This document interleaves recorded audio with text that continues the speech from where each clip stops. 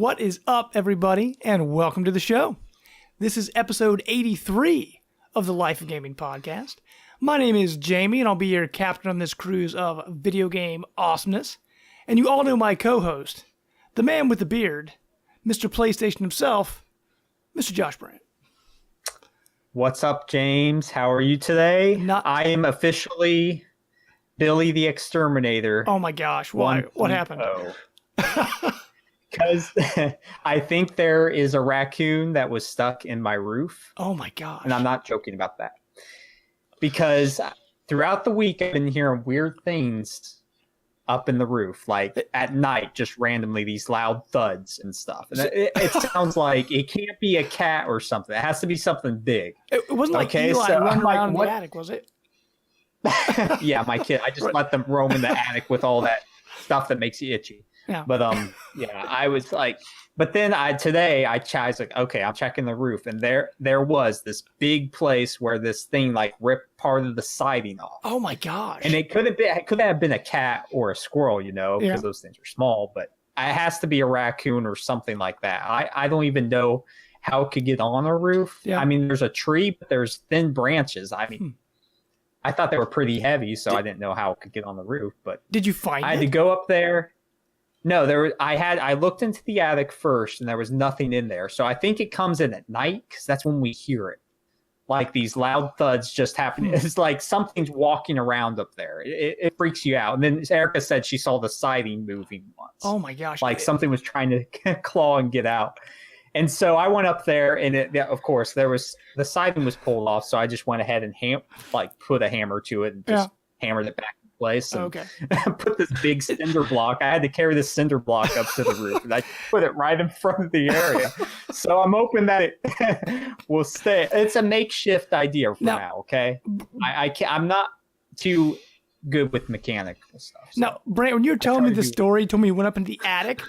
I expect you to tell me something like you saw like Pennywise the clown from It, like with his red balloon, like floating through your attic.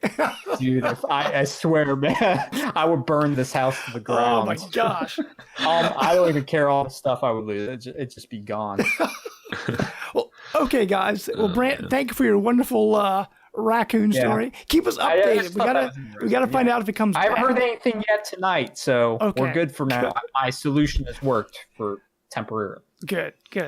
Okay, guys. Well, it's not just myself and Brant tonight. We have a very special guest, Mr. Jono Pech. Sir, how you doing tonight?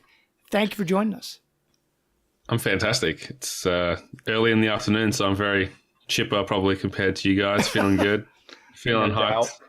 Had some cereal, some lunchtime. This is a man after my own heart.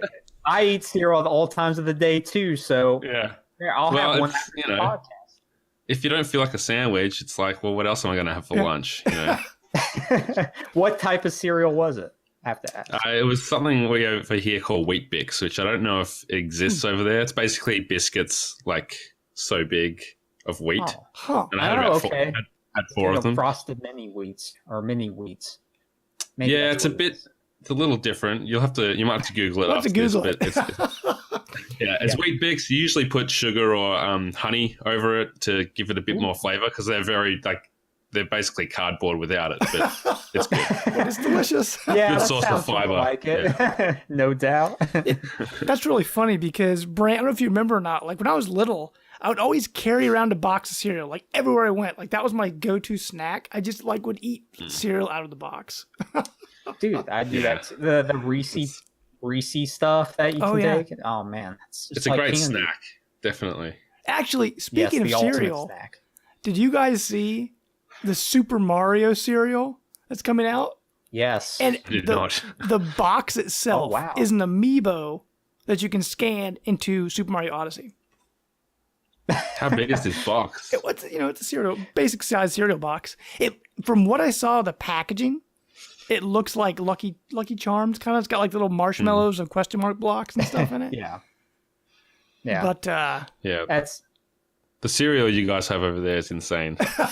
It's just straight sugar. It's pretty much sugar. Yeah. It's sugar. It's like I don't know how adults can justify it, for breakfast, but It's like you should be eating it. You should be eating it as a dessert, like after you have your meal at night.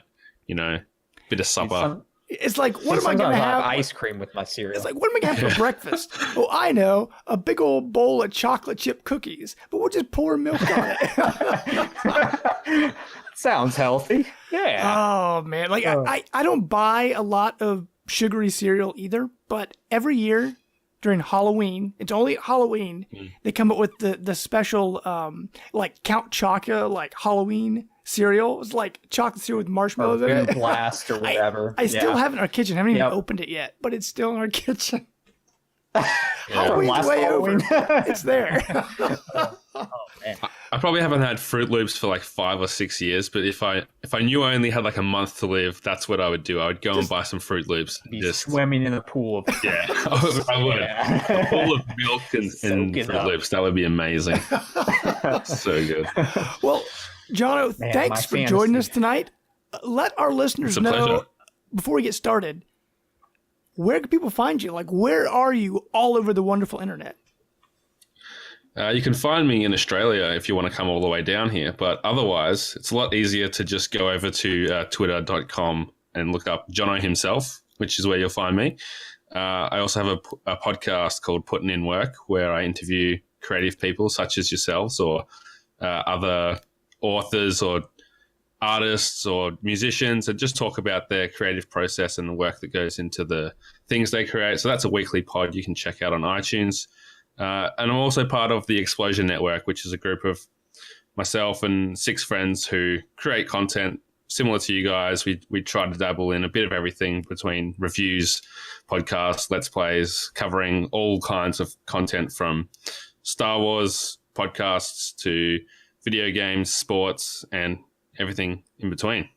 Awesome. You sound very busy. I also wrote a book. Yeah, cool. I wanted to mention the book.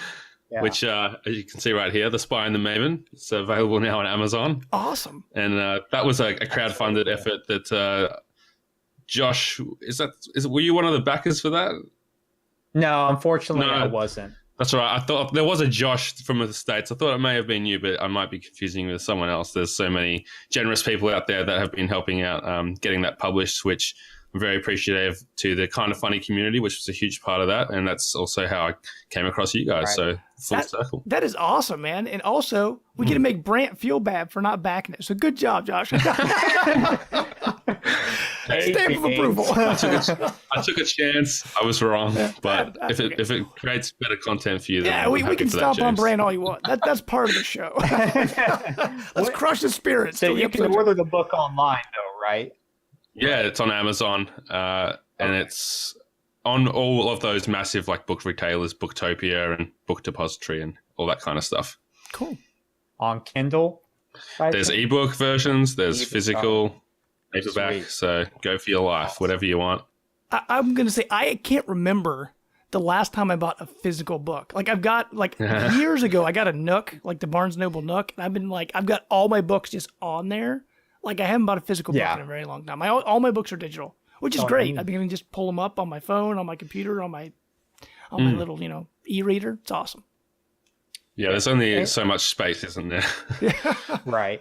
True. And when you've got 1,000 amiibos, then you probably need to cut back somewhere. Yeah, I've got quite a bit behind me here. Well, see, what happens, those aren't all amiibo. When Disney Infinity, when it died, my wife doesn't play a lot of video games, but she loves Disney Infinity. And they were like, when GameStop was trying to get rid of all their stock, and they said like buy one get 5 free or whatever it was, my wife went like insane. We got almost all of them back there. So I've got Lego Dimensions on the top, which is dead. Right below that, I've got Amiibo, and then right below that, I've got Disney Infinity. So quite a bit back there. I'm not sure what I'm going to do with all of them now, because most of them, I mean, the games they're in are dead. But what can you do? They look good. It's a nice display. Thank you. And quickly, you're a big NBA fan too, right? I am. I do know that we've had some back and forth on that. I was watching a few games this morning as well. Yeah. Who's your team, and what do you think the playoff picture is going to look like? Who do you think's? My team is the Bulls, and unfortunately, they will not be part of the playoffs. They've won 3 games out of a possible 20, so they're very much in the tank. But I'm happy with that. I'm happy with that because it's the last year of the tanking system as it is before the reform. Right. So get that number 1 pick, get a star, and move ahead with our rookie Lauri Markkanen, who's playing pretty well. Playoff picture, I don't know. There's so many on the fringe. Yeah, like you know what the top 4 is probably going to be in on both sides, but everything after that, it's going to depend a lot on injuries, a lot on who's getting the chemistry working together, and that. So I'm afraid I can't really paint a picture, but obviously we're probably going to end up with the Warriors and either the Celtics or the Cavs in the East. So yeah, that's the thing. Cavs were going through a bit of a rough patch, but as new teams form, they're starting to get it back together. That's my team anyway. But yeah, like I said, the team from the West is the team from the West is going to win it all probably because the East is a joke right now. But yeah, I mean the thing with the East is you can never count out LeBron James, which we've seen in the past. It always feels like regardless of what you throw at the West, they're going to come out on top. But LeBron's just a factor that you can't override with anything, Yep. Cool. Should be interesting anyway. No doubt. Well, Brant, any more basketball or sports trivia or anything pop into the rest of the show? Nope. I just need a little sports talk, Yeah. And Brant, we all know you know about teams that aren't doing well because you're a Cleveland Browns fan, but that's okay. We'll let that slide. And I was at that game last Sunday, you were. And of course they choked. Of course, man. I could not even help them being at the game. Your greatness radiate onto the field to help them succeed. Like just your presence. Yes, I would. My overly love of the Browns would shine through and help them win. Right. But it was not to. You have to yell louder your encouragement and advice. It's all your fault, Brant. Yeah, I'm just in the corner where all these rabid Bengals fans are trying to mold me as I cheer for like a Dayton Kaiser Pat. Hey, can I just cheer a little bit? my son's like, Daddy, what's all these words mean? Just ignore them. But with that, guys, we just want to remind you with the Life of Gaming. Every week, you can find us on iTunes, the Google Play Store, and SoundCloud. And you can also find us on Twitter, @LifeGamingPod, and on YouTube. So make sure to subscribe and follow us in all those places. And with that, let's kick off the start of the show with what we've been playing. And Jono, we'll let you start, man. What have you been playing? Actually, before you answer that, what systems do you have? I forgot to ask. So I'm just a straight up PS4 guy. Okay. We'll get into this a bit more with our topic later, but there's only so much time to play games. Sure. So I've made the decision to be a one console guy, which I'm fine with. I just pretend like the other ones don't exist, basically. It's easy.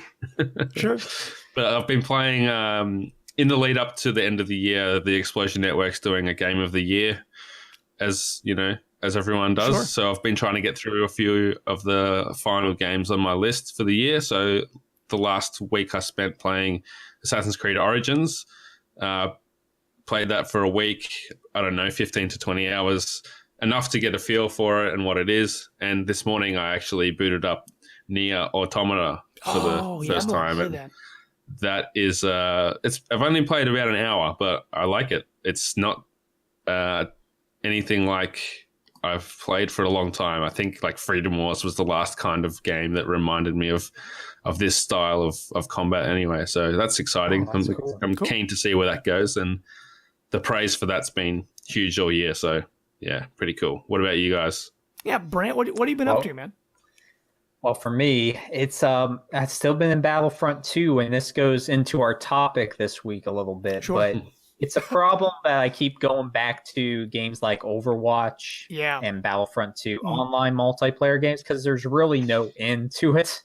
It's just an endless loop of progression and losing and winning, and you just get really nowhere. It's just fun to play, which we need those types of games, but you need to know when to move on to. So sort of in that level where I don't know where I'm going to go next. I've been playing a few indie games here and there just to break up from it, like Serial Cleaner. I don't know if you guys I've heard of about that. That's like a puzzle game, right? Okay. Yeah, in a way. I've been playing it on the Switch, and what you do, it's a stealth puzzle game where you have to, there's these cops patrolling these areas, and there's bodies that you need to take out, and then like dispose of them some way, and then you have to clean up blood with this vacuum, and of course it can get too loud where the cops may hear you, so you have to be strategic and like try to block something off from them, or it's really cool. So I'm really digging that. It's a game you're playing with the kids, right? Sounds like a good family friendly game. Blood on the ground, and it's pretty much like a Hotline Miami 2 clone, if anybody's experienced that, which I love those games, but don't let your kids anywhere near those. And I mean, that's about it. Like I said, I'm still deciding what I'm going to pick up major release, because I still want to play Wolfenstein 2 and, Nier Automata. So we'll go from there. Cool. Yeah, as for myself, Brant, I mean, I'm kind of like you, just kind of dabbling in a few things here and there. I finally got to check out Moira in Overwatch. I mean, it took me a little while to finally get to play as her and try out her class. She's pretty cool. She's the new healing class. A lot of fun. Enjoyed it. I didn't play much of that, just a couple matches. Because I used to be where I was playing all the seasons and trying to, hop in, not every day, but, multiple times a week. And, I just don't have time for that. And now when I hop back in, I'm, out of practice. And so I'm terrible. Because that's a game, you just got to stay on top of. But other than that, actually just a little bit ago, my wife and I, because like I said, she doesn't play a lot of games, but she does enjoy the Lego games. And we got Lego Jurassic Park on the cheap a while back. And we've been slowly playing through that. Over the weekend, we finished Jurassic Park 3, and we just started Jurassic World tonight. Because it's pretty much all four movies, in one game. So, we're having fun with that. Just run around breaking bricks and collecting little coins or whatever. Do they have voice acting with that? Or they do. I'm not a huge fan of the voice acting Lego games, because all they do is take the movie dialogue and, put it into the game. So sometimes it's echoey and sometimes it's... Lord of the Rings. Yeah. I don't know. It works, I guess. the humor's still there. Yeah, but I like the pantomime more with Star Wars, Star Wars series. The original ones, the actual miming, it's like a silent film, very visual. The way they would just be able to pull off the humor without any dialogue was great. Yep, I agree. And, when we get to our topic of the week a little bit later, I've got a stack of Lego games that just we haven't touched, because we got Lego Undercover, and my wife bought Lego Harry Potter, and we haven't touched any of those. We got through Pirates of the Caribbean. Yeah, we played through Pirates. We played, what was the other one? Played through Jurassic Park and Indiana Jones. Those are the ones we played through so far. Indiana Jones, yeah. But other than that, on the Black Friday sale, I think I mentioned you a couple times, picked up Agents of Mayhem on the cheap. And it's nice. A lot of fun. It kind of reminds me of Crackdown a little bit. I mean, you got superpowers and you're jumping around the city, but the cool thing with Agents of Mayhem, there's a lot of I forget how many different agents are in the game, 12 or something, and you can switch out between the agents, and they each have different weapon sets, different abilities, and I wouldn't really call it an RPG element, but I guess it kind of would be. You earn experience, and you can upgrade your weapons, you can upgrade your tech, you can change what your abilities do. I think there's 9 abilities per agent, and you can have 3 active at one time. So it's actually got a pretty good progression system in it. But it's also one of those collectathon games, right? Where you're running around the city trying to find these red shards, and you're supposed to free all the citizens and, and stop all the robots in the city. And it's just one of those games where I started over Thanksgiving weekend when I had that long weekend. Because one of those games where you can just sit down and just shut your mind off and just blow stuff up. And sometimes we need all of those. That's all you really need. Yep. So I don't know how much time I put into it. I thought I was really far into it. When I looked at my overall progression meter, it's 38%. So nowhere close. You might have to cut it off at some point. Yeah, it sounds like one of those games that just, like you said, this has no point other than if you just want to blow people up. I mean, it's got some funny Which we all stuff in need it. those sometimes. Yeah, it's got funny stuff in it. It's got some side quests in it. The story is, it's fun. I mean, it's like one of those 80s cartoons, It's there. They've even got like theme songs for the characters and stuff. Like it's fun. The story's not anything crazy, but I'm enjoying it. Yep. Cool. But anything else to add, guys? That's about it. Okay. That would be it. Well, with that, Awesome. we'll hop into our news section. And we always, kind of go through all the systems. So we'll start off with Xbox. And I've got nothing. Absolutely because nothing. we're in like the For slow the two period. PlayStation guys, that's But as for Sony, not much going on there either. However, Sony just announced a brand new promotion for the PlayStation VR. They didn't say how many people. They just said lucky PlayStation Plus members are going to get the opportunity if they want to rent a PSVR. So what happens?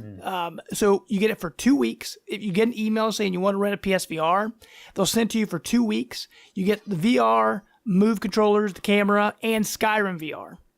So you get all of that. Now, if you want to keep it afterwards, you can get it. You can keep it all for $300. So it's That's a way still to a test it discount because price. they said if you pay for all of it, it'd be $450. But right. you can get it all for $300. Now, the catch is, well, two things. First, there's only going to be a total of 1,400 units available for rental. So not anyone that can rent one can get one. So that's for everybody all over the country, 1,400 total. Right. But also, if you do not send the unit back within 2 weeks, you're still going to be charged the $300. So make Right. sure you want it. You have to actually put in your credit card number. Yeah, you have to put your credit. That way, Right. you can't steal it or anything crazy like that. Of course. So I mean that's So if you return it, is someone after you getting the same version, like the same actual unit? I think Like- so. Yeah, I think it's just like when you go to a store rent a game, they're just going to keep shipping these same units, all over the country. So if you pay $300 for that, you're paying for one that's been used by who knows how many people True. as well. So that's probably why it's cheaper. Yeah, that's very true. Pink eye. They better clean it. Hopefully they clean it when you send it back, but you never know. I hope. But now They Brant, clean it from the person that spent 80 hours playing Skyrim, yeah. Yeah, right. Bloodshot eyes and bleeding empty. Oh man. No, I still need to play VR, man. Brant, I got to get over to your house because you are the only person I know with a PSVR. I finally experienced Cuphead at your house. You we did? didn't touch on that. No, but we we've been haven't. Playing. Oh, it's true. Yeah. But yeah, I finally had the chance to play Cuphead, and that was glorious. Like I said, I watched a Let's Play the whole thing because I'm probably never going to actually play it except at your house. But it was great finally being able to play that and co-op. That was the first time you played that, so that was pretty awesome. Great. Yeah, like you said, you have to come over here and experience it because it's just one of those. I understand the system that they're trying to have of renting it out so more people can experience it because some people don't have the means or friends that own this thing. It's one way to get it out there other than like visiting like a Best Buy or something and Right. checking it out. And just because, Like I said, it almost seems like you have to be careful though because you don't want this to be like a scam or something. True. In a way, I guess. True. Which it sounds like it's authentic, but for anybody that's thinking about this or receives an email about it, you might want to make sure first. So. Yeah. That's one of the great things about conventions. Like I just went to a PAX Australia and it was full of VR, different types of VR. There was PlayStation VR and there was the Oculus and the Vive and all the different types were there in different units, different booths to try out. And even some of there's a whole floor of indie games and a bunch of those were running on VR as well. So apart from the one chance that I've had to play PSVR at a friend's house, that was the most that I've had to play around with it, and probably a lot of people's first introduction because of the reasons that you mentioned, not being able to afford it or not knowing someone nearby that's first of all got the unit, and second has it hooked up and is willing to talk you through the process of how it works. So are you a fan of VR then? I mean, do you enjoy it, or you don't see yourself investing in that? Because you said you're a PS4 guy, and PS4 is the only current system outside of PC where you have a chance to play VR.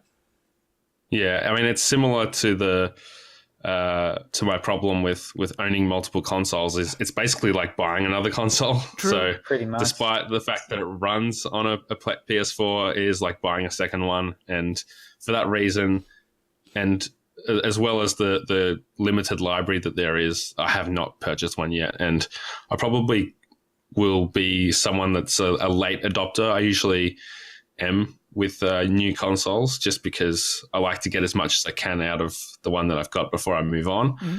And for the PSVR, it's just, to me, it's still a bit of a novelty and something that, as awesome as it is, and I have loved the experiences that I've had. I'm not quite sure the killer app exists, and I'm not sure that there's anything out there that's going to be moving the units just through the sheer awesomeness of this one title.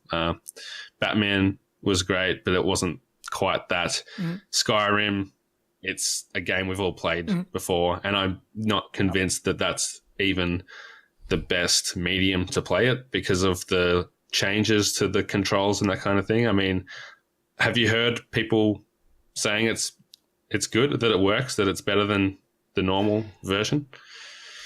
There's a lot of people that I hear that have Skyrim VR that say like a lot of people who own a VR are trying to justify it, so they'll automatically view it as positive, even if some things are not.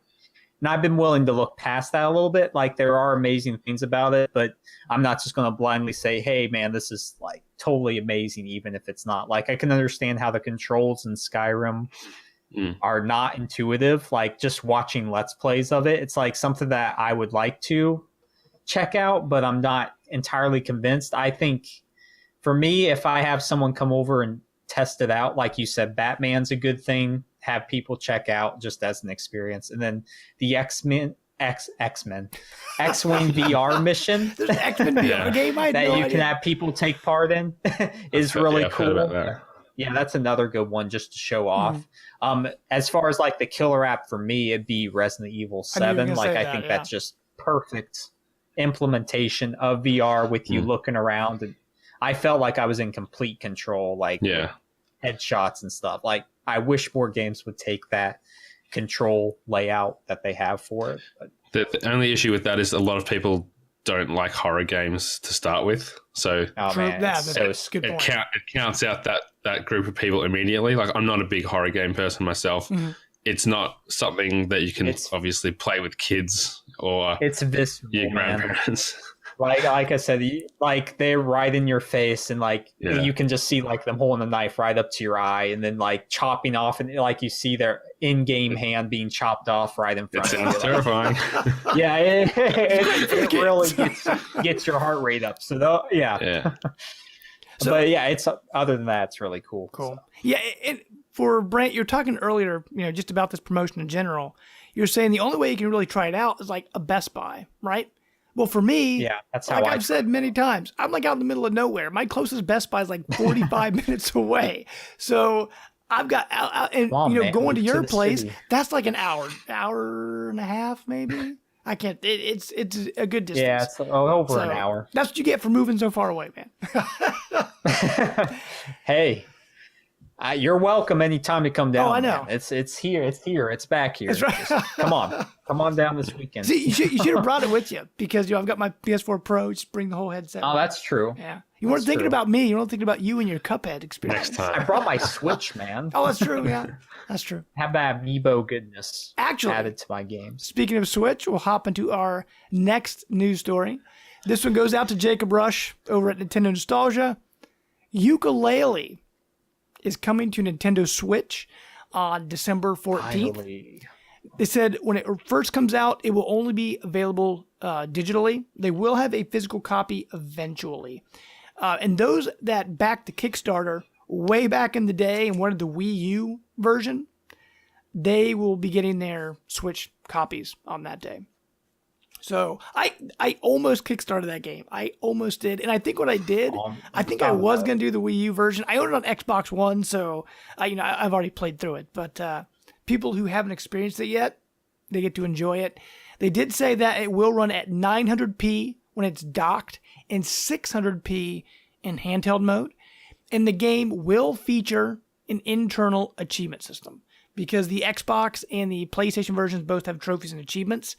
So it's kind of nice to see at least the Switch will have some kind of achievement system in there. Yeah. So, not native to Nintendo, but at least maybe some games can start having that in them, you know. So, Jono, did you play Yooka-Laylee at all? No, that's one of the games that I've missed this year just through a combination of things, mostly that there's been so many great things to play. I think it probably came out when I was stuck in Persona 5, which was a good 3 or 4 months. No doubt, man. Yeah, because I did finish Persona 5. And also, I was not a Nintendo 64 kid, so I didn't have that attachment of Banjo-Kazooie to motivate the purchase. But it does look like a fun game, and I'm sure, one day it will be on sale for $10 or something, and I'll pick it up and have a try. I mean, I bought it, enjoyed it. It won't be, anywhere up on my game of the year discussion, but I did enjoy it. The problem with the game, I guess, in a way, is that it did stick so closely to what the N64 games did, and 3D platforms in general have evolved a lot since then. I mean, look at Mario Odyssey, right? And the worlds in Yooka-Laylee they're open and big, which is great. They got great colorful characters and all that, but they're so open and there's not a lot to do, if that makes sense. Yeah, that was I wouldn't be surprised if the Switch owners that bought Yooka-Laylee got a few hours into it and put it down just because of that reason, like coming off Mario Odyssey, or maybe they've still got parts of Mario Odyssey to play through. They might find themselves trying Yooka-Laylee and thinking, I'd be having more fun in Mario. I'm going to go back to that. Still in Mario, yep. Odyssey's so great. I picked Mario Odyssey. Actually, I didn't talk about that about games I was playing. Yesterday, my wife was watching. I forget what she was watching on TV, and I'm like, well, I'm going to play my Switch. So I picked up and started playing Odyssey again. And I'm like 250, I think. Like, I'm not that far into it. Like, I beat the game. I'm onto the extra stuff, but it's a good game. I didn't even think about that, how it's coming out so close to Odyssey. Because when it came on Xbox, there was nothing else really like it at the time. So it kind of, it itched that 3D, it scratched that 3D platforming itch that wasn't, available at the time. So it will be interesting. Yeah, since probably like Ratchet and Clank, there hasn't really been a big game like that. Mm-hmm. I guess it came around the Crash Insane trilogy too. Yeah. Oh, there's been a revive. Bubsy, don't forget about Bubsy, guys. Come on, jeez. I did forget about Bubsy, and I'm okay with that. The greatest platformer of all we missed. Oh my god. No, but yeah. I love Bubsy on the Sega. Me too, man. Mega Drive, Genesis. I was convinced it was a good game. I still think it was. Now, I will say, Yooka-Laylee is one of those games where if you know what you're getting, I think you will enjoy it. Because I did enjoy my time with it, but it's just one of those games once I finished it, I don't see myself going back to it. Like, I had fun with it. Like, the music is great, art style is great, it plays really well, and they've patched a lot of the issues. They said the Switch version is going to have all the new patches in it, so it's going to be what they said the best version of the game to date. Is that mostly camera related? Yeah, there's camera issues, frame rate issues. I think I may have an issue where I fell through the world once, or like just little tiny things like that at launch. Glitches, stuff like that. One thing I didn't notice, but it was in like the patch notes for what's in the Switch version. It said pause screen music. I playing through the game. I didn't realize there was no music when the game was paused, but apparently there wasn't. That's an old school thing. Yeah. It's like a throwback. Yeah. the Mario games, like do-do-do-do. Yeah. So I mean, yeah. There you go. If you're like Jacob Rush especially, he only, like you said, you're only PlayStation guy. He's only Nintendo. He only buys Nintendo products. So he's playing Skyrim for the first time. That must be hard. He's playing, he's going to be playing Yooka-Laylee for the first time. Now, I will say Switch right now, it's a great place to be because now I can play all these games he missed. L.A. Noire, Skyrim, Doom, all these big games that wouldn't be too bad. coming out. So what was he doing for like the last 3 years? playing Wii U, I guess. But hey, I enjoyed my Wii U. I mean, Bayonetta 2 and Tropical Donkey Kong Country Tropical Freeze. There are a lot of really good games on that system. But once I got my Switch, I sold all my Wii U stuff. It was feast or famine. Yeah. Like there were awesome first party experiences, but Yoshi's Woolly World. The Switch is just perfect because there's so much you can just play right away. Yeah. If you're not into indie games, it probably isn't the system for you. But I have no trouble. Every week there's 10, 15 new games. Yeah. Nothing can rely solely on its first party games. If you want to always be playing a game all year, a different game, whatever it is, even Sony with all of its exclusives, there could be like 3 or 4 months between a big release. So that's one, apart from the obvious, that's one thing the Switch has over the Wii U is that it has the support from some of the third party developers, I think. Yeah, I think making a big deal about indies. Yeah, because the Switch will be a year old in March, I believe. And I think it's already passed like 200 games. Like there's so many games on that system. It's crazy. Yeah. Now, a lot of them are indie titles, but still, it's quite a bit. But talking about a game that is not coming to Switch, in our third-party news, Telltale Games announced the Walking Dead collection. Now, this is coming out next week. It's going to feature all 19 currently released episodes. It won't include the new season that's coming out, but it's going to include all those old episodes. It's going to have enhanced graphics, an enhanced engine. So it looks a lot better. If you go watch the trailer for this, they do like comparison shots of how it looked before and how it looks now. And it looks really nice. Like it really does. You can tell they went through, combed that thing. It looks really nice. And like the movements and stuff looks good. The only problem with this for me, I own every single one on Xbox One, right? All of them. Because I rebought Season 1 just so I could, play through on Xbox One before Season 2 came out. Because I had it on PS3 before. So I own all the Walking Deads on my Xbox One. If you currently own any of the Walking Dead games, they are not getting patched. If you want the new graphics, the new lighting, all that new stuff, you have to buy the new version of the game. Which makes no sense to me. It's only on Xbox One and PS4. I think probably PC.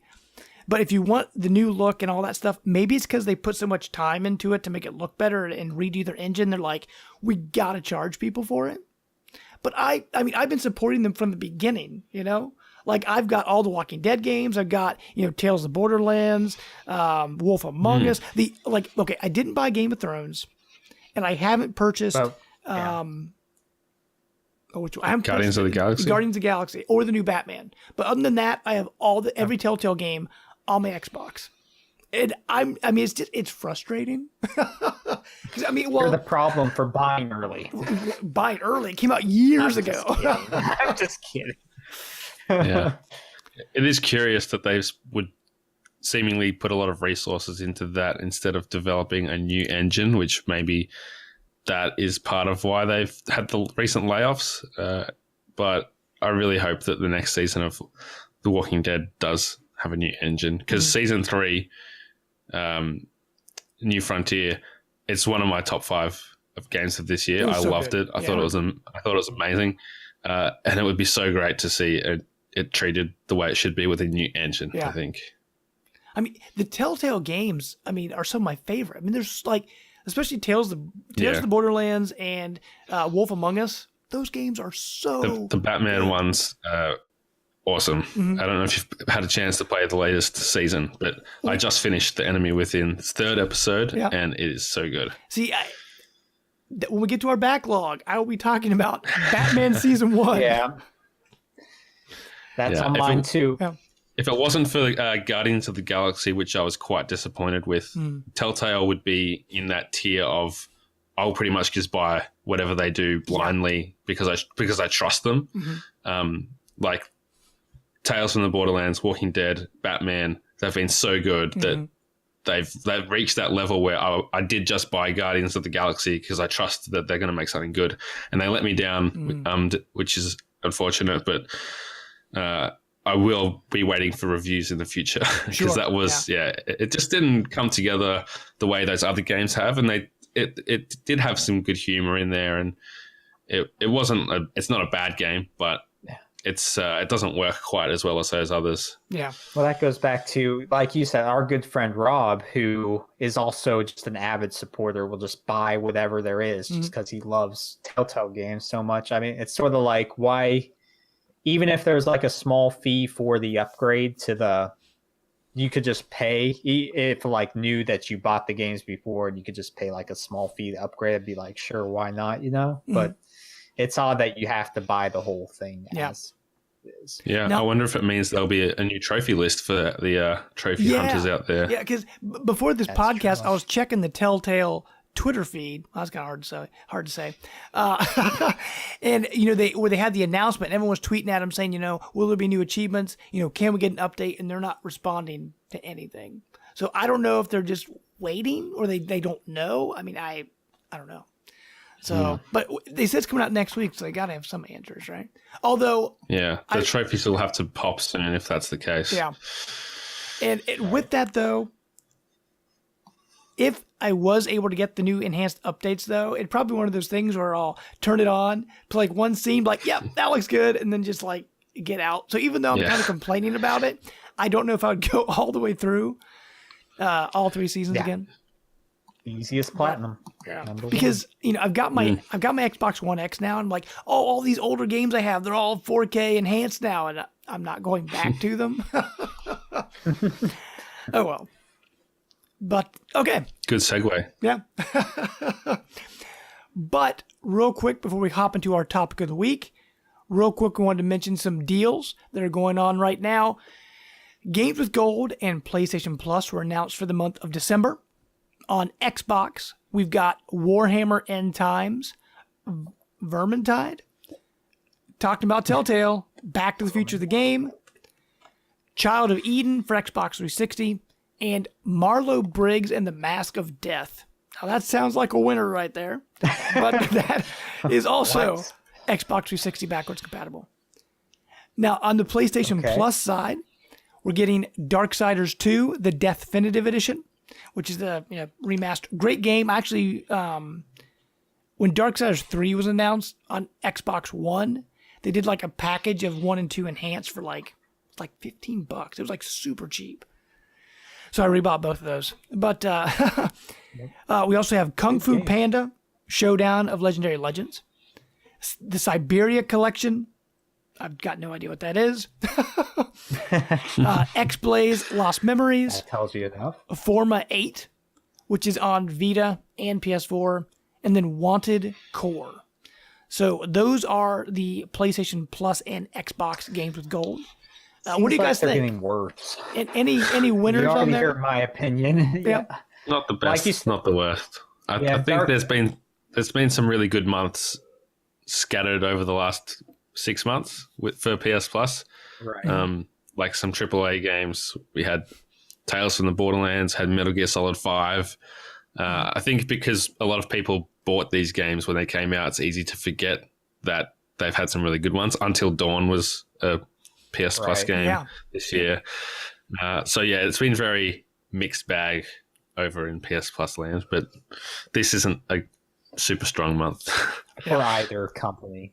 Really. No. I don't know how you remedy this. Like with these deals, you're also getting Until Dawn Rush of Blood for free and another VR title. So I know they're sort of making these promotions for VR games now, at least, but I almost wish they scale it back a little bit, maybe make the quality of the titles better for the consumer in this. Like you said, though, most of us have already purchased or played like some of the bigger titles they're releasing anyway. But for people Yeah. that can't do that, it's a good service for them. So I wish they'd cater more to those people. But Now, one interesting fact about this, IGN, every year, end of the year, they always compare every month of PlayStation Plus and every month of Games with Gold to see the overall value of what you got. This year, if you downloaded every game on PlayStation Plus, it'd be valued at $1,228. If you downloaded every game on Xbox, it would be $1,039. About a $200 difference. dang, that's Now, with that, though, the reason, I mean, that's actually pretty close. But the thing is, it is Xbox, you only get 4 games a month, where PlayStation, you get 6. Well, is it 8 now with VR? Or is it still 6? It's still 6, but they just added some free VR titles that you can download for like months. Okay. And I feel like they, Oh, sorry, go ahead. you almost shouldn't count the PS3 games because who's really buying those? I still have my PS3 hooked up, and I'll get on there and just download them. But it's like I'm not even going back to it. Yeah. I've got my PS3 hooked up too, but it's just if I feel like playing Mass Effect or Metal Gear or something, I'm not going to go and download the PS Plus games that I'm definitely never going to play. Yeah. You know? Right. Especially with my Xbox and a lot of things being backwards compatible. Like I've got all the Mass Effect games and stuff on there. I'm like, oh yeah, I love those games. And I really do. I played through Mass Effect I don't know how many times, but I haven't gone back. I've got them all on my system, but I never go back to them. Like they're there. If I ever, it's just the thought of having them.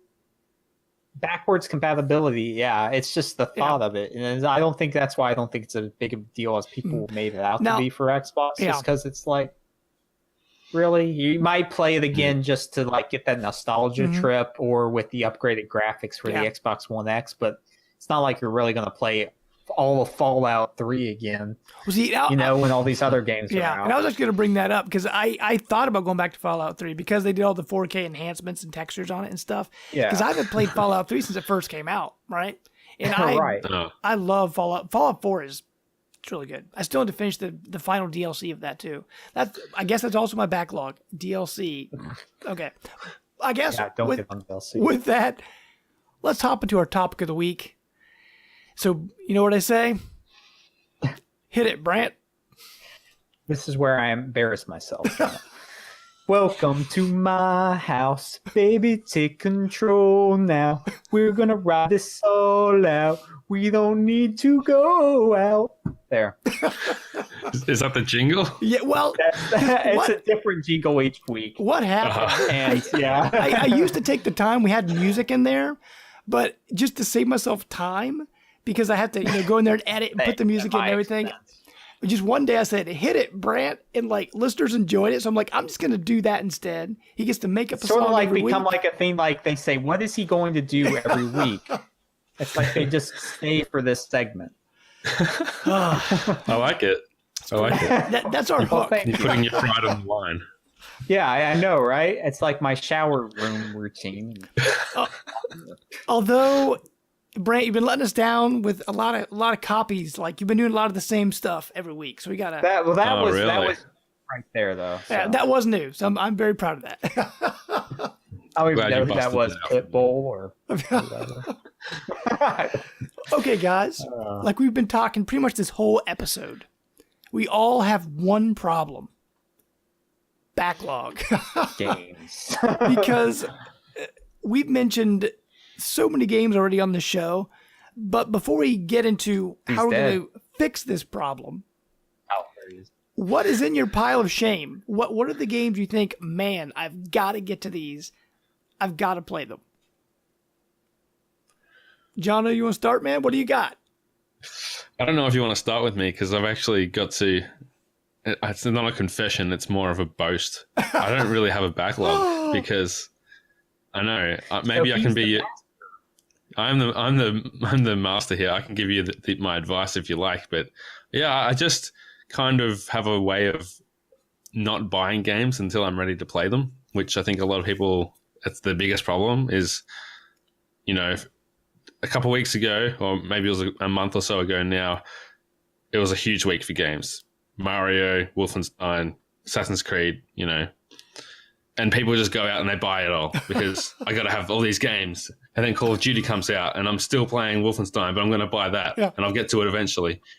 Like, it might just be the way that I save money, but I know that I could buy it then and play it when I feel like it, or I could feel like it and then go and buy it when it's actually going to be cheaper because it's been out for a while.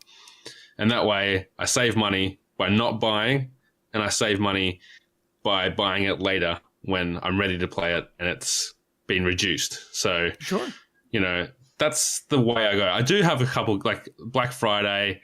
I said these games won't be cheaper for quite a while. So I did buy Shadow of War, Nier, and Assassin's Creed for the purposes of hopefully getting through them for my Game of the Year list. But otherwise, it's mostly my backlog is PS Plus games that I probably will never get to, and I don't really count them because I haven't paid for them. Or it's, you know, there's some games that I'd love to replay. Like I started in a quiet period replaying Metal Gear Solid 4, and I got 5 or 6 hours in. But I finished that twice before, so do you count that? Like, how do you guys define a backlog? I wouldn't consider that backlog, but that's more of one of the what do you want to? I don't know how to word it. It's one of those things that can stop you from playing new stuff because you hop back into the old Definitely. stuff. Like Final Fantasy 12, the new one that just came out. Like, I just want to play that again, even though I beat it the first time on the PS2. And the other thing is that I don't play a lot of these games you've been talking about, like your Overwatch, Destiny 2, games that suck you in for hundreds and hundreds of hours. Apart from maybe NBA 2K, I'll buy that. And it usually comes out in September, so I know that I've got a month or so until all the games come out at once, and I can play it for those 4 to 6 weeks, and then just go back to it periodically throughout the year when I want to play with some friends or whatever it is. Sure. As long as I've had some time to sink into it initially. But yeah, so it's, I guess, not getting addicted or sucked into PUBG and all these things that people spend a lot of time in. And that's partly I do miss out on some of those experiences because I'm closed off to them. And part of it is I only have one console, so I don't feel the need to, check out Breath of the Wild. And I would love to get to that one day just because it's been talked about so much. But it would probably be on someone else's console in a quiet period when I do have time to catch up. And that's one of the things is I kind of look at the calendar and figure out, okay, we got a quiet month here. I'll go back and play an indie game that I missed a couple of years ago, like what was the second Supermassive game after are you thinking after of Bastion? Pyre. No, the one before Pyre. Transistor. Yeah. So I went back and played Transistor. So, you know, occasionally I'll have an indie game that I saw on sale, waiting a couple months till I'm ready to play it. But, you know, if you're talking about backlog as games that I've purchased, that's not so much an issue. There are games that I know that I will get to one day. That's probably more of the backlog for me is, you know, things like Nier Automata. I only just bought it. So I guess technically it's been on my backlog since it came out. Sure. Well, let me ask you this to kind of go off of that. Because you're playing games so much later, like you said, some of them you're playing, 2 years after it came out.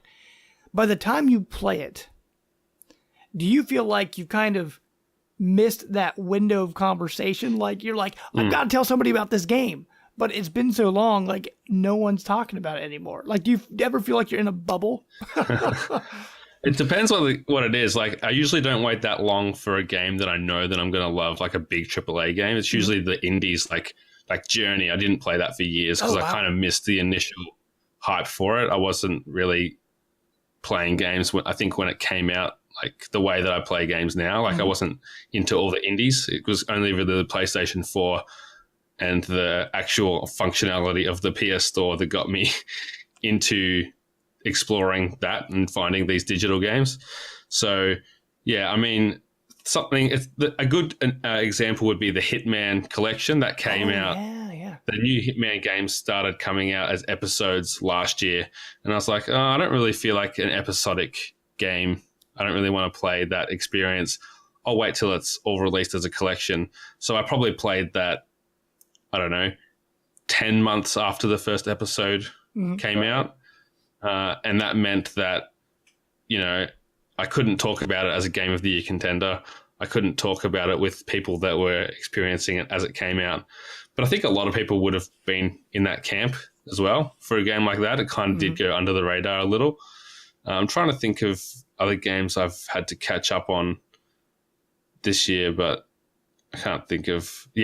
Like Beyond Two Souls. I played that this year for the first time. Again, it was a game that it came out, and I thought, I think I would like to play it, but it's not screaming like "play me right now." Like some games just grab your your attention, and you have to, buy them and play them as soon as you can. Sure. Now, I'm guessing it's. Sorry. I was just saying, out of curiosity, are you a Quantic Dream fan? Do you like Beyond Two Souls and like all that stuff and Heavy Rain? Yeah, I love Heavy Rain. Yeah. Two Souls, I did enjoy it, and earlier at PAX this year, I had a chance to play the demo for Detroit. Oh, and man, it is jealous. That's crazy. That'd be great. It is so Can't good. wait for that. Yeah. Oh man, That's not dramatic. that game is the reason I bought a PS4.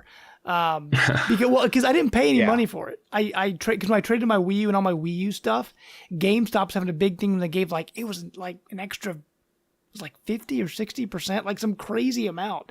And so I traded all my Wii U stuff. I ended up getting like $600 or $700. And so I put it all on a PS4 Pro. And so I got my PS4 Pro for free. But the whole reason I got the PS4 Pro was for Detroit. Yeah. So I'm looking forward to that. Don't blame you. Yeah. Yeah, I mean, it was as good as it looks, really. And I don't know if that demo, it was the hostage demo that you might have seen at E3. Oh, yeah, sure. Yeah. I don't know if that's actually going to be part of the game or if it was just like cut out to show people. Yeah. But if it's as good as, if the rest of the game is as good as that, and they're all like little vignettes of this world and this future that the story is set in, I think it's going to be a very powerful game. I think it's going to be a very emotional game, especially with the way it's animated, like the realism that they've achieved. I think that's going to add a lot to I think it's going to add a lot to the immersion and that sense of emotion that they're able to get in their games. I think it's going to reduce a lot lot of people to tears. Oh wow. Oh man, those games are so There's good. Another one. Well, okay, Brant, to get us back on the backlog track, what is in your pile, man? Because I know we were talking before the show. You've got quite a bit in there. Yeah.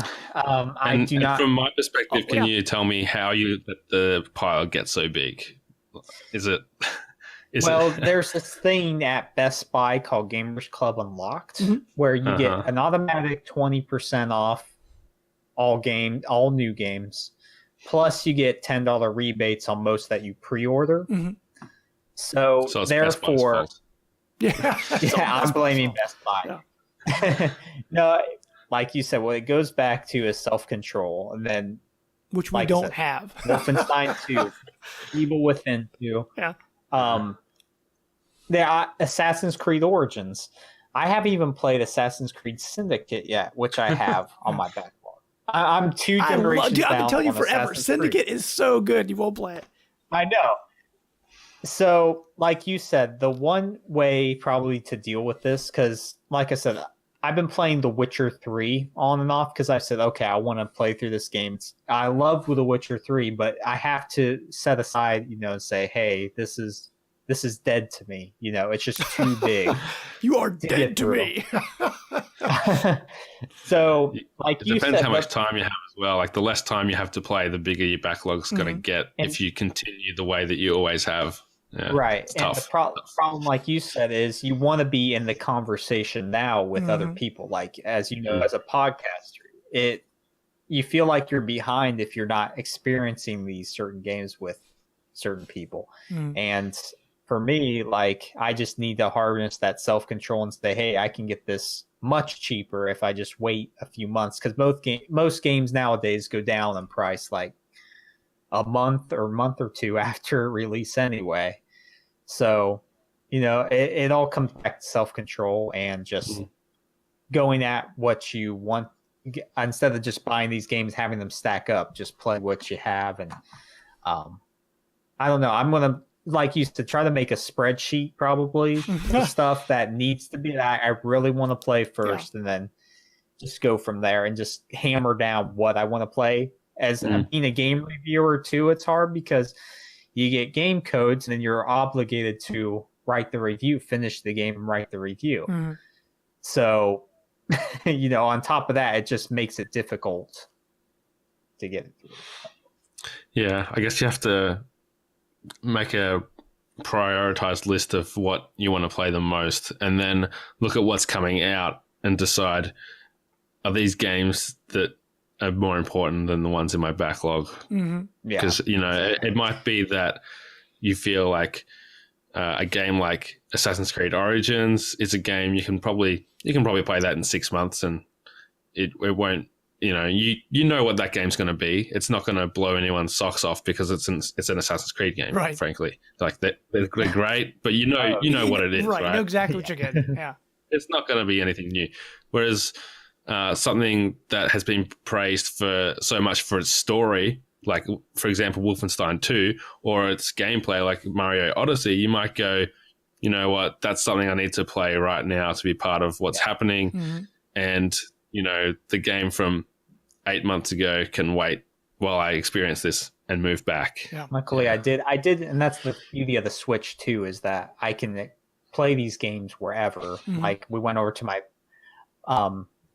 wife's family's house and I could bring the Switch, and I was able to finish Galaxy while there at night, so that's the beauty of that. Plus I think I have like you said, getting caught on all the Telltale games. Maybe it'd be a good place to start there if you're feeling open world fatigue or whatever. Like sometimes I experience that, and I go back to like Battlefront or Overwatch. So maybe playing like the Batman Telltale series and just having a straight line narrative that might help too in dealing with getting all these other experiences out of the way first.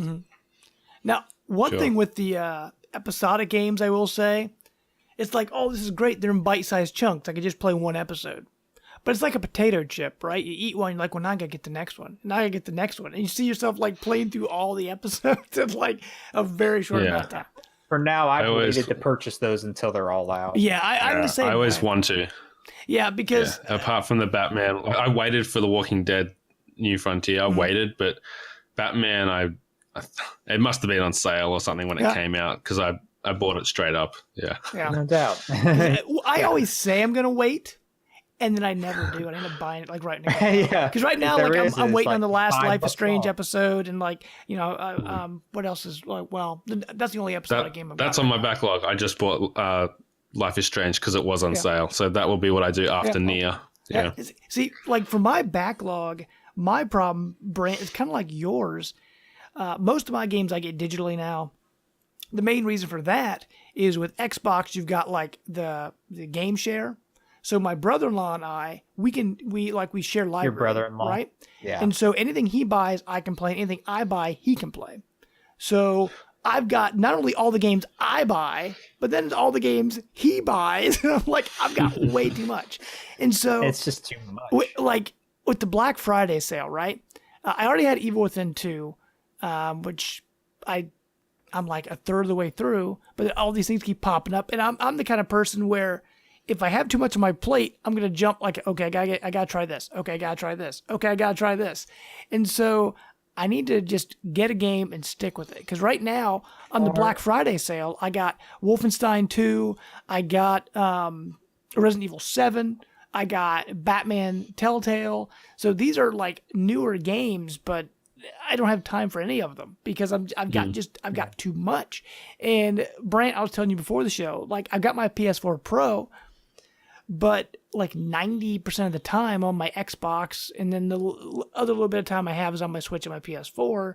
But that's my other problem. I've got too many systems because I want to experience everything. Yeah. So, but honestly, that's why I was. the more I think about it, I'm like, if I just had my Xbox, I really wouldn't be missing that much. Like, Exactly. I'm loving Mario, right? But like, I played through it, I'm done with it. I'm not going to pick up my Switch again. I don't know. I can't think of the next Switch game coming out. Well, I guess Xenoblade, but that's like hundreds of hours, and I'm not going to invest in that anytime soon. But like my PS4, I've got it, but I need to play through Uncharted 4. I've got to play, like, Until Dawn was free. I really want to play through that. You know, I've got like these. You got to play Horizon. Games. Yeah, and like I it's just one of those things I don't think about turning it on because out of habit I sit down, pick up my Xbox controller, turn it on because that's like where I spend most of my gaming time is on my Xbox. Just wait till next year, man. We got God of War, Detroit, Spider-Man. You know, it's just it's insane. Like it's just hopefully. Yeah. I guess part of the reason. Well, not hopefully. Part of the reason I'm liking Xbox is I don't have so many exclusives flying in my face. So I'm like I can just breathe for a second. And you know, and play. Is one of the problems? Do you think that there's more games coming out now than there used to be when we were younger? Because if you look at say movies or TV shows, there's so many that not many people feel like they have to see them all. Like it's quite common to be like, oh, that huge movie from 5 years ago, yeah, I haven't seen that, you know, and just be okay with it. Whereas with games, I don't know if it's because we grew up through an era where you could wait and look forward to the next big game, the next big BioShock or Metal Gear or whatever it was, and then you buy it and you've been looking forward to it for a few months, and you weren't buying games like as soon as you finished one because there weren't. If you were like me, at least, I only was buying good games. I didn't just buy a game for the sake of it. Sure. Right. Whereas now there's so many good games that you just can't do that anymore. Yeah, that's the problem. There's just too much. Almost like you have to harness self-control. Yeah, because when you become an adult, you have all this extra expendable income, and you're like, well, like with the like you said, Brant, with the Best Buy deals or with the Black Friday sales or like every week the games with gold sales. Like I'm always seeing. I'm like, well, I could get that because all the big Bethesda games, right? Wolfenstein, Evil Within 2, and the Skyrim remaster, all that. All of those games were at least 50% off on Black Friday. Like Wolfenstein came out, what, 3 weeks ago? If you just something like that, 4 weeks ago. That's right. Like and that's another thing. I'm just going to say that I'm going to wait to buy like Far Cry 5. I already have pre-ordered, so I'm getting that day one. But that's with all the deals and stuff. But after that, I think I'm just going to wait until Black Friday. And if there's any game that I really need to play, it's going to be down to like $20 or $30 by then. Just not buy anything and then just play through, these major titles. Because there's stuff now that I'll just never get to. And the problem is it's not just Black Friday though. It's like Games Week, so there's the sales for that. Then there's Christmas, and then there's the next big convention that whatever it is. Then there's E3 sales, and then end of year. Yeah, and Brant, I keep telling myself the same thing. I'm gonna finish everything I have. I'm gonna get through it, but then I'm like, but Monster Hunter comes out in January, and I'm like, like it's just, there's always something. There's just because I think that one of the big problems is before all the big games would come out one time of the year, like just the fall. That's when the games came out. Well, now they're year round. There's like AAA games coming out year round. There's a game every month. Yeah. And so it just piles up, and there's nothing we can do. And you just have to throw some of them by the side and say, "Hey, I'm just not going to be able to play it." Like I'm you have glad. to be a bit fussy with what you play. Yeah, definitely. I'm glad I finally bought RE7, right? Because I've been wanting that game for a while. That came out in January. And so I'll finally play it. But honestly, because I'm playing through a horror game now with Evil Within 2, RE7 is probably going to sit on my back burner till like next October. For a while. Just because I don't have to. That happens sometimes. Yeah. He's coming back. You should borrow Josh's PSVR and have a reason to play it. Yeah, I should. That's right. Well, I've got it on Xbox, though, because I buy all my stuff on Xbox. Oh. So, yeah, I know. Forget it. So, yeah, like I said, the main reason I do that is for my brother-in-law and I, because he buys digital, I buy digital, and it's good and bad. Like I said, it doubles our amount of games. It's like, I just don't have time. Like, he bought Assassin's Creed, I bought Wolfenstein. I bought Evil Within 2, he bought, we just kind of it saves us money. Destiny which is 2. great. But it's like, then you just kind of run out of stuff. So I guess what we all agree on, the best way to attack a backlog is self-control. Yep. Because... Which none of us have. Well, no, Jono's got it. Well, He's except got for it Jono. set. Yeah. Jono has So we have to follow your or not example. have as many Just- systems. Yeah. Well, yeah. I also have a wife that would be like, "Why are you buying all these games that you're not playing?" Yeah. Like, Yeah. I don't think it would stack up with her. And I'm the same way. Like if we have a wedding coming up and she says she wants to buy a new dress, I'll say, "You bought a new dress for the last wedding. You've only worn it once. Wear that one." You know? Perfect. So we hold each other this accountable. one. That's right. Yeah. Oh man. Yeah. Because I mean, video games. It's not a cheap hobby. I mean, the games are expensive. No. So Yeah. we're spoiled, guys. If you games. if you want to do a fun exercise, add up the total that you've spent on games throughout the year, and then don't tell anyone because it's shameful. Yeah, I mean it's $60 $60 a You'll pop. feel I mean it's guilty. like it adds up. Because if I look at my backlog right now, 1, 2, like right now I've got like 9 games on this list, and I didn't pay full price for all of them. But if I did, I mean that's almost $600, right? That's like $540. That's a lot of money for. That's just the ones you haven't played yet. Exactly right. Yeah, and so that's just the ones I haven't played. And so that's a good way to think about it. I should make a list, and beside each game, put the price. And that way, like the sticker shock will like open my eyes to, oh my gosh, I'm The wasting so much lesson money. is we are blessed beyond as a society. Yeah. With how Absolutely. much we're able to acquire. Yeah. And so maybe finding a way to use that money for other Mhm. things, better, any other sense, like just don't take for the things you get for granted. Yeah. Because it's true. That's good advice. Absolutely. And the other thing you can do if you find that the games you're playing are too long, just play on easy. Like oh, yeah. Yeah. just play I on do easy. that. I do that for There's review. nothing wrong with it. If your priority is to get through these games, then just play on easy.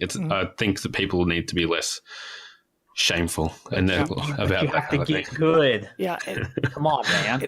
I think the only other thing to add is if you're buying the game to be part of the conversation, I mean, you don't have to be part of the conversation. I mean, because if you think about the way that video games change, if you don't pick it up within like the first few weeks anyway, people aren't going to be talking about it anymore. I mean, unless it's a special case like PUBG or Overwatch or, these games that always get brought up. Otherwise, don't worry about it. Just wait for the sale. Yeah. You should be good. Make the conversation later. Yeah, absolutely. Yeah, exactly. Like that's the thing. Then you can. The conversation's not going anywhere. That's like right. If I told you that, hey, I just started watching Breaking Bad, you wouldn't be like, oh, we don't want to talk about Breaking Bad. Like you'd be like, oh man, like wait till season 2. What it's do so you good. think about it? Yeah. Yeah, And it's always it always brings gonna up be there. their love for the game they forgot they had because they've moved on so quickly. Yeah, like So- you could tell me right now that you're playing Metal Gear Solid on PS1 for the first time, and I'd be so excited to talk about it. That's true. That is true. So I guess the moral of the story, guys, be appreciative for how many games you have. Take the time to love every game you have before you move on to Love the it, next one. cherish. Well, I think this has been a Words pretty of good wisdom. conversation for our topic of the week. Anything else you guys want to add before we wrap up this episode? No, man. No? I think we No, hit on it very well. Awesome. I'll say thanks to Josh for inviting me. Thanks for James for Yeah. Thank making you sure I for don't coming have to on. record anything. It's great to just be able to You talk. just sit back and relax. But we just come on and been enjoy our great. company, hopefully, on a it's Friday night. Awesome. Well, we are so glad to have you, man. It's great because, like thank Josh you. said, beginning of the show, we've been on hiatus for a little while. And when we first started, what we always try to do, bring a guest on, have some good conversation. So we're glad you help us bring that tradition back to the show. So that's good. hopefully you had a good time tonight. Don't feel like you I wasted an did. hour of your life. Not at all. I'm glad to share my backlog advice and get Expertise. into the mind of the people that are on the other end of the spectrum for that. It's interesting. We're like total opposites. I finish everything. Just got to follow your advice. When I brought up the subject, he's probably like, "What backlog? What's a backlog?" That's the other thing is if I start a game, I always make sure I finish it before I buy the next game. That's generally the way it goes. So. Cool. Well, I guess to kind of cap it off, remind our listeners where's all the places they can find you, like Twitter and all those fun places. Yeah, so you can find me on Twitter at Jono himself. It's the same on Instagram and everywhere else. My book, The Spy and the Maven, I'll say once again, is on Amazon. And my interview podcast, Puttin In The Work, is also on iTunes. Check that out.